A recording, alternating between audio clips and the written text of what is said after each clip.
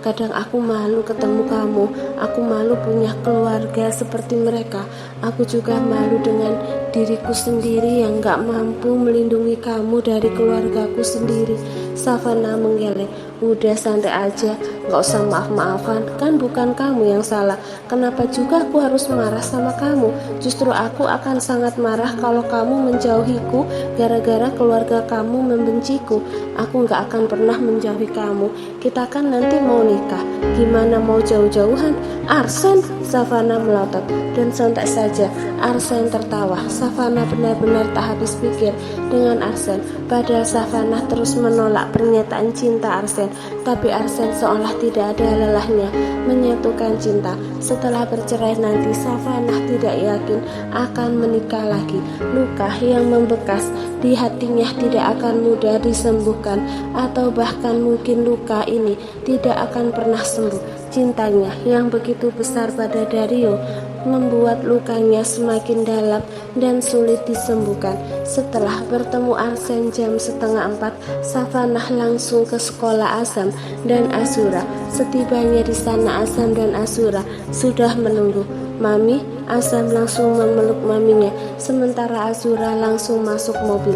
Azura kecewa karena yang menjemputnya bukan Mama Zia. Azam seneng mami sudah sembuh dan bisa jemput Azam lagi. Iya sayang, ayo masuk ke dalam mobil. Azam duduk di samping mamanya yang menyetir, sementara Azura duduk di belakang. Seperti biasa, Azam menceritakan apapun yang dia lakukan di sekolah, sementara Azura hanya diam.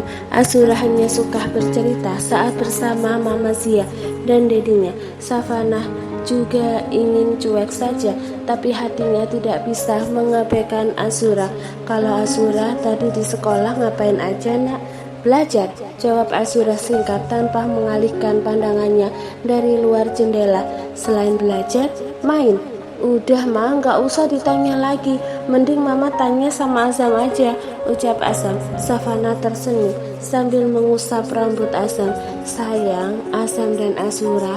Savana menatap Azam dan menoleh sekilas ke belakang menatap Azura. Mendengar suara lembut maminya, Azura akhirnya menatap maminya. Belakangan ini mami perhatikan Azam dan Azura sering bertengkar.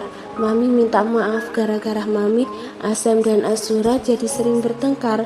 Savana menatap bergantian putra dan putrinya. Mami juga minta maaf kalau selama ini mami punya salah sama Azam dan Azura. Mami gak punya salah sama Azam. Mami selalu baik sama Azam, ucap Azam. Mami sebenarnya gak jahat sama Azura, tapi mami jahat sama Mama Zia. Azura gak suka mami jahat sama mama, cicit Azura. Iya sayang, mami salah. Mami sudah pernah jahat sama Mama Zia. Mami akan berusaha memperbaiki kesalahan mami sama Mama Zia. Azura mau maafin mami. Azura mengangguk pelan. Beneran Azura mau maafin mami? Iya mami, jawab Azura. Savana tersenyum. Terima kasih sayang. Sama-sama mami. Lampu merah. Savana pun menghentikan mobil. Ayo sekarang Azam sama Azura jabat tangan, pinta Savana. Azam dan Azura saling melirik, tapi tidak ada yang mulai duluan. Savana tersenyum dan melihat tingkah kedua anak kembarnya. Yang berani minta maaf duluan, dia yang paling hebat. Aku, Azam dan Azura bersamaan mengulurkan tangan, lalu mereka berdua saling menatap dan berjabat tangan satu sama lain. Azam, ayo bilang Azam, ayo bilang Azam sayang Azura. Terus Azura juga bilang, Azura sayang Abang Azam, ucap Savana. Mereka masih diam dan menunggu siapa yang memulai duluan. Abang Azam, Azura sayang abang, ucap Azura dengan suara lirih. Aku juga, jawab Azam gengsi. Savana tertawa. Azam yang jelas ngomongnya nak. Azam sayang gak sama Azura? Sayang, Azam ucap Azam malu-malu. Azura tersenyum mendengar jawaban abangnya yang lengkap. Belangnya, Azam sayang Azura gitu, bilangnya sambil natap wajah adik. Ayo sayang. Azam menoleh ke belakang dan menatap Azura. Azam sayang Azura. Setelah itu Azam langsung menatap ke depan lagi. Savana tertawa dan mengacak rambut Azam dengan gemas. Lampu hijau menyala. Savana pun melajukan mobil. Suasana mobil yang tadinya murung kini berubah riang. Savana mengajak dua buah hatinya bernyanyi. Setelah seharian lelah belajar, mereka bernyanyi dengan suara nyaring untuk melampiaskan rasa lelah mereka.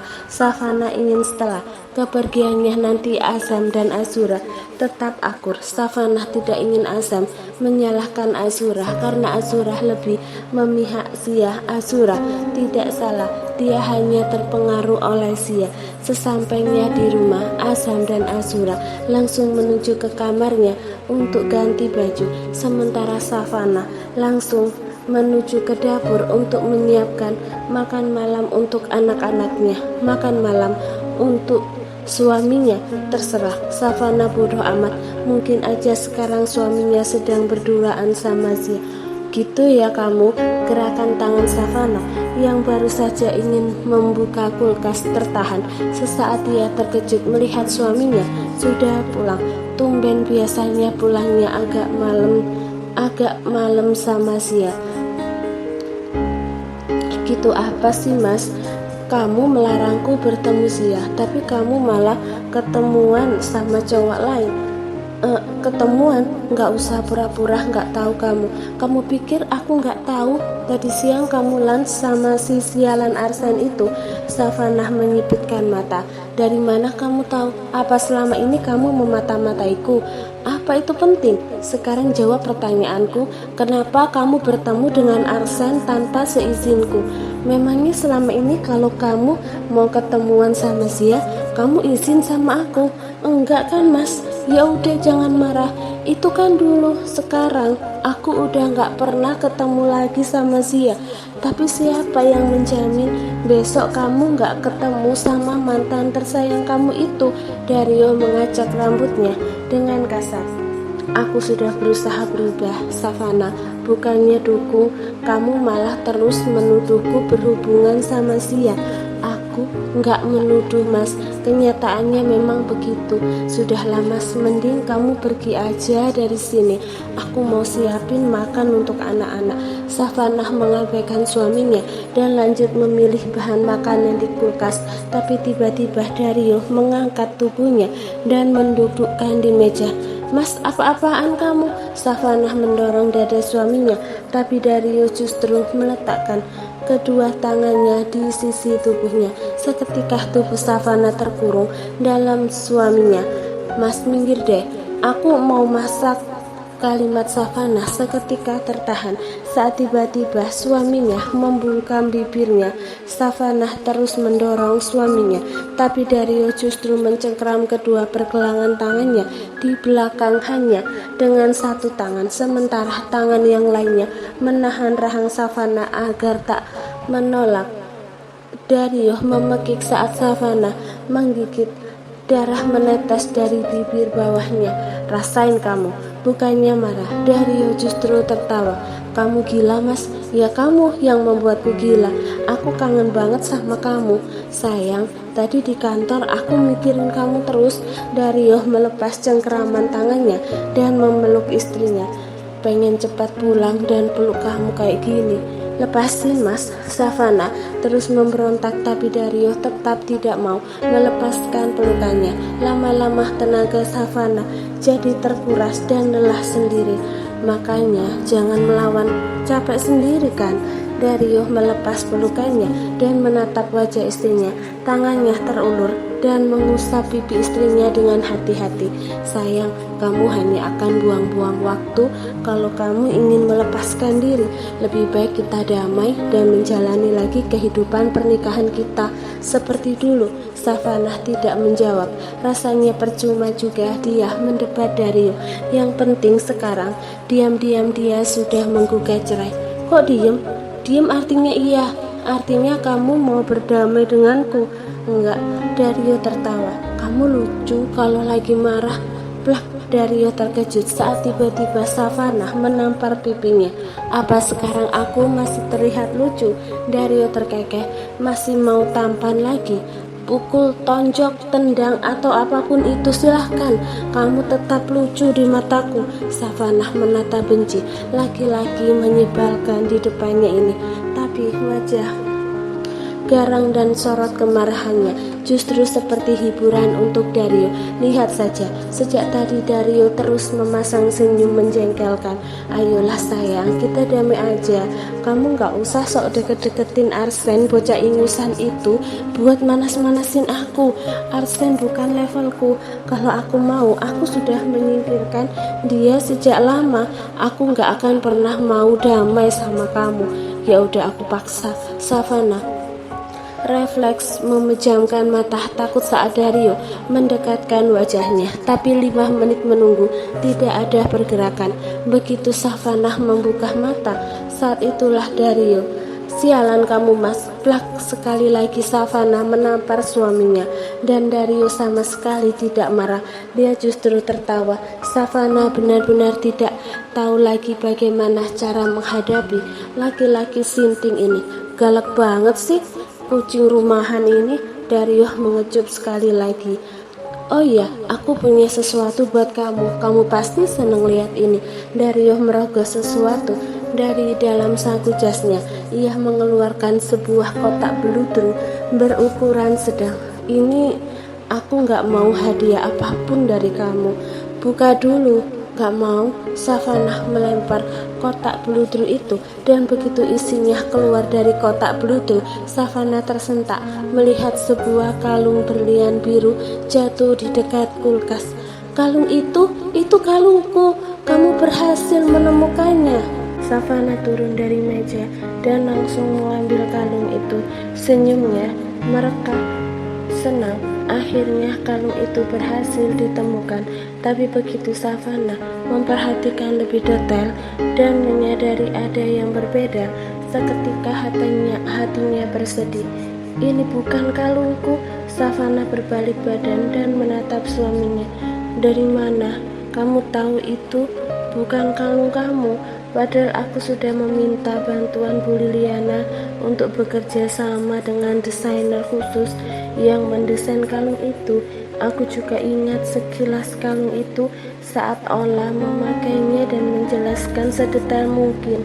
Beda mas, di dalam liontin berlian biru itu ada mutiara kecil berwarna putih di dalamnya. Kalung ini kalau nggak ada, ini palsu. Bukan palsu, ini berlian asli. Cuma ya beda aja desainnya. Nanti mas ganti buatkan yang baru. Yang ini kamu pakai khusus pemberian dari mas. Aku nggak mau. Kamu ini harus dipaksa dulu ya. Sini aku pakaikan. Udah dong sayang, jangan marah-marah terus. Jangan menolakku terus. Mas sedang berusaha jadi suami yang baik buat kamu. Dimana lagi kamu bisa dapat suami yang baik hati dan kaya raya seperti diriku. Dario mengalungkan kalung itu di leher istrinya. Aku gak mau mas. Kamu akan cantik memakai kalung ini. Savannah menangis tangan suaminya dan berbalik badan. Aku bilang gak mau ya gak mau, tegas Savannah dengan sorot mata menajam. Dario seketika terdiam di tempat. Kenapa sih kamu egois banget mas? Kenapa kamu selalu memaksakan kehendak kamu? Apa kamu pernah memikirkan bagaimana perasaanku? Apa kamu pernah bertanya apa yang aku sukai dan tidak aku sukai? Enggak pernah, mas. Kamu hanya memikirkan perasaan kamu sendiri. Kamu selalu menganggap remeh perasaanku dan selalu berpikir aku akan menyukai semua yang kamu lakukan atau kamu berikan. Dada Savannah naik turun dengan nafas tersengal. Setiap berbicara dengan suaminya, Savannah selalu emosi jiwa dan raga. Terus aku harus apa? Dan pertanyaan Dario sukses membuat Savannah semakin emosi. nungging sana di Ancol. Savana sudah jengah dengan suaminya dan tidak ingin menanggapi lagi. Lebih baik dia pergi daripada tekanan darahnya naik. Savana tidak ingin ke kamar. Dario pasti akan mengikutinya. Savana pun memutuskan ke kamar Azam. Dario mengusap wajahnya dengan kasar. Gue nggak ngerti jalan pikiran perempuan. Ia berlutut dan mengambil kalung itu. Ditatapnya dengan sorot mata. Nanar kalung berlian itu. Asia, gue beliin berlian hampir 1 M ini. Kalau Savana nggak lulu juga. Dario hanya bisa menghela nafas panjang lalu memutuskan ke kamar. Mungkin suatu hari dia berubah pikiran. Dario akhirnya meletakkan kotak peluru di dalam tas Savana. Pagi hari 09.00. Mama, Zia pulang. Hai sayang. Zia cipika-cipiki lalu memeluk erat mamanya. Gimana liburan kamu? Kamu happy? Margareta melepas pelukannya dan menangkup pipi putrinya. Happy dong ma, 3 hari liburan di Bali asik banget. Tapi aku kangen sama Mas Dario. Aku juga kangen sama Savana. Gak sabar mau berantem sama dia. Margareta tertawa. Hobi kamu lucu banget sih. Iya mah, sekarang aku punya hobi baru. Hobi membuat Savana menderita. Dulu aku memang ingin Savana sama Mas Dario cepat cerai, tapi kayaknya lebih asyik kalau Savana tetap tinggal di rumah itu. Terus tekanan batin dan akhirnya mati perlahan. Salah dia sendiri, sok kuat dan sok hebat, padahal dia orang yang miskin dan gak punya apa-apa. Aku mau lihat seberapa kuat Savana. Coba mama tebak, kira-kira Savana bakal bunuh diri gak? Bisa jadi. Margareta tersenyum. Kalau orang udah stres, apapun bisa terjadi. Zia tertawa. Aku gak sabar nunggu saat-saat itu.